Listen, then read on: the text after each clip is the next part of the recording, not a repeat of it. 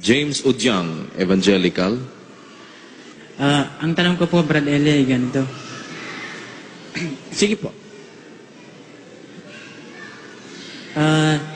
Sa pagkinig ko po sa inyong pangangaral, ay natuklasan ko po na may mga aral sa aming samahan na wala sa Biblia. Kung minsan pa, invento lang. Ngayon, ang tanong ko, pwede ba na yung mga maling aral ay amin na lang ituwid kahit di na kami aanib sa inyo? Sa inyong relihiyon? Opo. Itutuwid mo? Anong relihiyon mo, iho? Evangelical. Evangelical. Paano mo itutuwid? Di naman ikaw ang pastor. Ayun lang. Malaking problema yon. Kung ikaw ang leader, pwede mong ituwid.